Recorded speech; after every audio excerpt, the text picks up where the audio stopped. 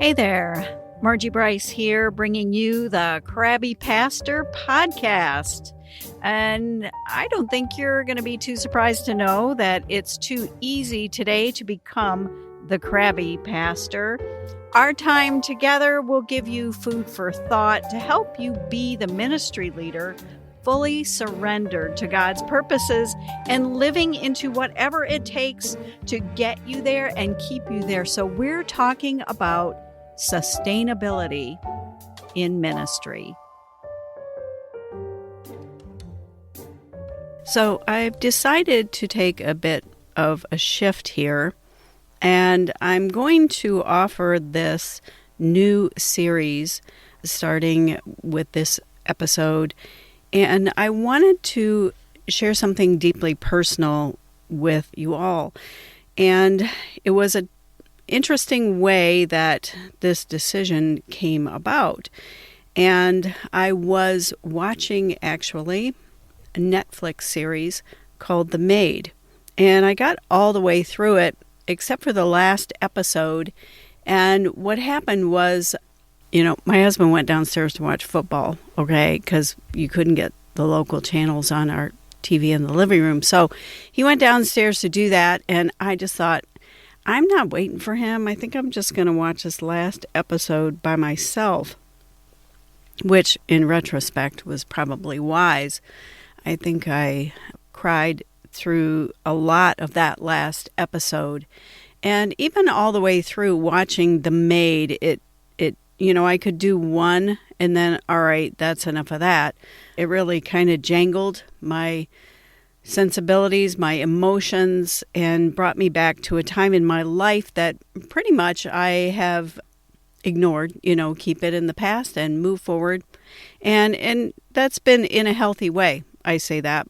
So, but what happened with that last episode was, and the trauma that I encountered as I watched it, was I realized, and it's not that I didn't know this, but when she finally gets out and on her own and she's driving to school and she's gotten out of the abusive situation, and it took a lot. There's a lot of twists and turns, that she took with attempting to get help and assistance and everything else. I knew I was watching my own story from many years ago. I had a son tell me I should write a book about where my journey has taken me, and I thought, well, I don't know. I'm not one to throw people under the bus whether they deserve it or not. I couldn't figure out how to write it. But when this Netflix series came up, I felt like I could at least say that was my story. I never cleaned houses, and I had 2 little boys in tow, but I worked I finished my bachelor's degree on a Pell Grant, let's say that, and I did, use at the time food stamps, and I did avail myself of whatever the system would help me with, which is, it was a respectable way to get through and finish my degree so that I could stand on my own 2 feet. But all of the trauma of all of that, in the midst of that, let's say, is when Jesus broke into my life. And I decided I wanted to share this. I even bounced this off of my spiritual director because I still have people that journey with me. And she pointed something out, or rather, she asked the question, where is the power in this story that you're going to share?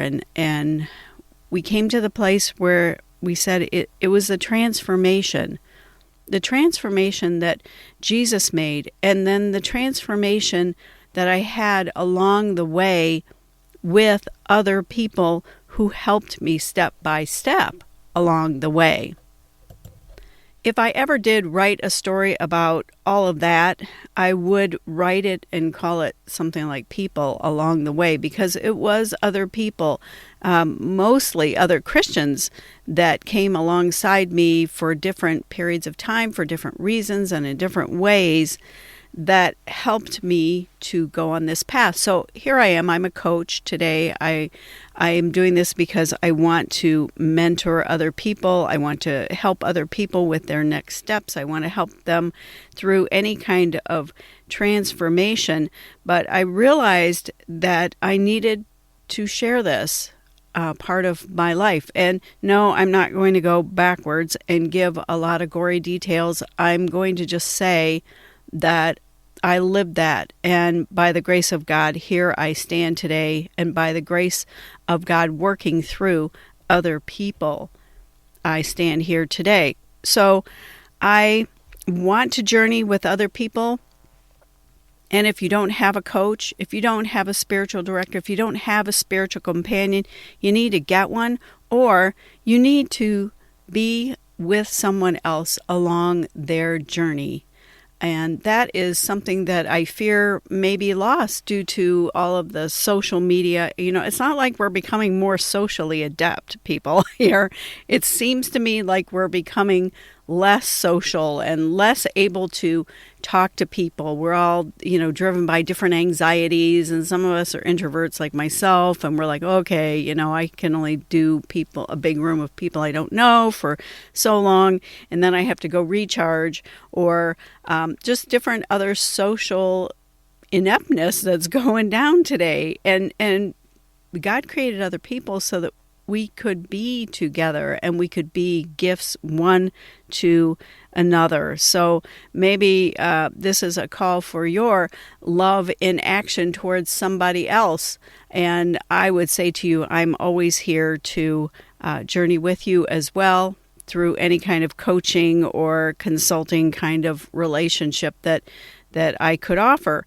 So, and, on my Facebook and other things, website it's all there. I'll put that in the show notes. But anyhow, that's not even the main point of why I decided to share this. And the funny thing is I'm married to a man who he typically is very gracious and doesn't come down hard and fast on one thing. He'll show you both sides of the equation and never just, weigh in totally. Well, I see this person's perspective, and, maybe the other people are thinking this. And, but when I said to him where I had gone after talking to my coach, my spiritual director, and I said, I'm thinking about sharing this and owning my past and talking about it. And he said to me, I said, what do you think? And he said, well, when are you going to do it? I don't know if that was a thing about you're not getting any younger. I don't know. But I found it really interesting that the nudge came from him as well. So I am sharing that. I am owning that. And I was a single mom on food stamps, Pell Grants, and any kind of aid I could get for 2 or 3 years till I could get my feet underneath myself. And it wasn't an easy thing to do, and God was very good to me. And God was very good to me through other people. While I was still in that dark time and dark place in my life, I had a neighbor do an action. And I'm going to come down really firmly and strongly on love is an action. And the action began with a note in my mailbox. And she must have put it there after the mailman came, because this didn't have a stamp on it and everything. And I just went down there, and there was a note from somebody down the street that wanted to buy my rabbit hutches, which I didn't have any rabbits, but I bought a home where there were rabbit hutches, or and that's where I lived at the time. So I thought, well, I'm not going to get any rabbits. So I called her and said, well, yeah, sure. And they ended up buying the rabbit hutches from me. But more than that, we were new to the neighborhood. And more than that, a friendship developed over time. And we would just talk on the phone. I was a young mom at that point. I think I just had one little boy, and another one was on the way. And we just chatted and got to know each other. And I knew she went to church, and I thought, well, just how nice is that? I mean, I had a Catholic upbringing, but that only went up to age 12, when I decided I knew better and knew best. And my family moved to a new neighborhood and we just all stopped going. And I thought that was just fine with me anyway. Even though I had, as a young teen, played the guitar for folk mass, So I had some spiritual rumblings, but for some reason around age 12 or 13, I thought I knew better anyhow. So I knew that they went to church, and I'm going to call her Sally because I don't want to violate anybody's privacy here. So Sally befriended me. Sally went to church, like regularly and everything. And I just thought, well, that's just nice. She was kind to me and didn't really talk much about church, except she might say, well, I have to go. I have to get my girls ready. We're going to go up to the church this evening for whatever. And that was it. So as time went on, though, and my situation got darker and darker and things escalated in the home I was in, I finally broke one day and I told her about what was going on in my life and in my home. And at that point, I think I had 2 little ones. And she said this to me. She said, "You need Jesus." And I thought, oh yeah, what is Jesus going to do about this mess? Because it was a mess. It was a mess that I had piloted my own life into. I could look at my choices and decisions and know and own my part. That's for sure. So, and I really couldn't figure out what Jesus was going to do about this. So anyway, and another action that she did was, it was Easter Sunday.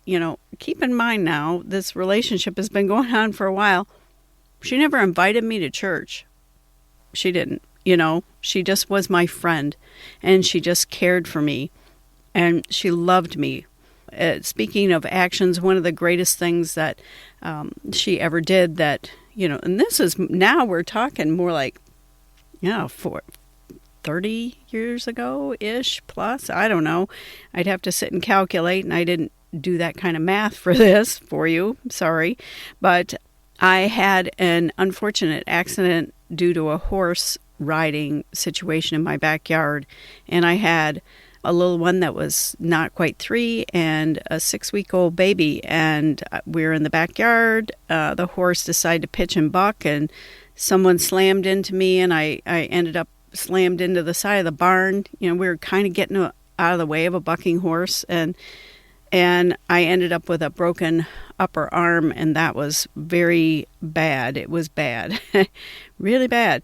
And my friend, Sally, called me on the phone and we were talking, and I was quite upset at what I could not do in my home, and it just didn't help. It didn't make things better that I was pretty non-functional. And I heard her ask me, I want to come down. Well, she didn't really ask now that I think about it. She said, "I want to come down and wash your hair for you. I bet would feel really good for you." And I just said, well, okay, but that was probably one of the weirder things that anybody's ever offered. Except if you go to the salon, but you kind of know what you're in for then. And I hung up the phone, and she was going to come later that afternoon when it was nap time, and I almost called her back. Because I thought, she can't do that for me. I don't deserve that. I really, at that point, and that's prior to accepting Christ, I really didn't see myself as anybody worth a whole lot. I was living in an environment that reinforced that kind of idea heavily, daily, chronically, if you get my drift. So I almost called her back, but something stopped me, and I let her come, and I let her wash my hair, and I'm getting a little choked, but she brought everything with her. She brought an attachment to the faucet so that she could, wash my hair properly. She brought the shampoo. She brought conditioner. She brought brushes. She brought everything. And she washed my hair, which, is, I don't know, it felt a lot like she was washing my feet. And I have to tell you, when I've been in foot washing services, I don't really get into that as much as others do. But in that moment, looking back now, it seems like it was a pretty holy moment, actually. So I let her wash my hair. It was a couple of months later. Well, it might have been more than that, more than 6 months later, and our friendship continued. It was Easter, and she stopped by my house on the way to church Easter Sunday morning, and she dropped off a Bible and just said, "Here, I'd like you to have this." And I thanked her. I thought that was very kind, and she wrote this big long letter to me in the inside of it about what I would find inside that Bible. And I got to tell you, I got that thing out and I just started reading. I'm not someone that has a date. I'm not somebody I can say on this date. I have a season. It was that Easter and spring season where I just sat and read at my kitchen table.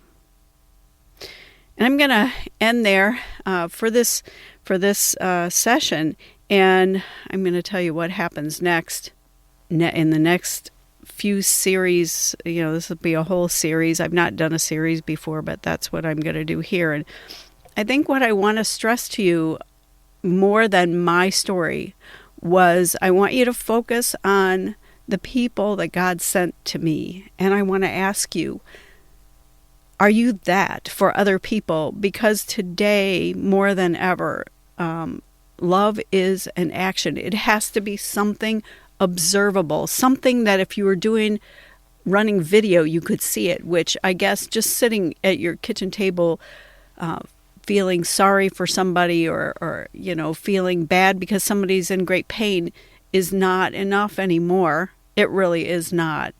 And I want to continue to share this story because it's a story of transformation, but it's also a story of how God used other people with skin on, to come along and rescue me. And that is what I realized after watching The Maid. I realized that was my connection to doing this. I thought it was at first that I was a pastor that led 4.5 churches through a merger and all the other capital campaign and community needs survey and all the stuff that I did, and I was burnt out at the end, and that's why I want to be a coach, and that's why I want to walk with people.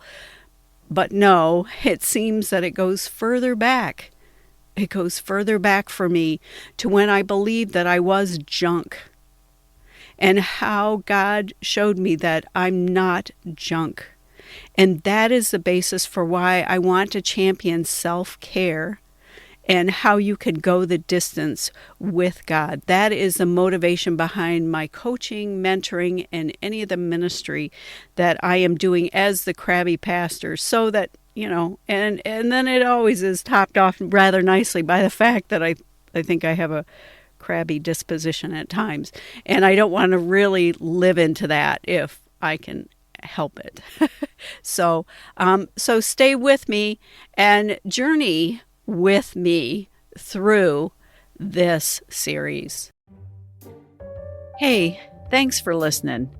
It is my deep desire and passion to champion issues of sustainability in ministry and for your life. So I'm here to help. I stepped back from pastoral ministry, and I feel called to help ministry leaders create and cultivate sustainability in their lives so that they can go the distance with God and whatever plans that God has for you. I would love to help. I would consider it an honor.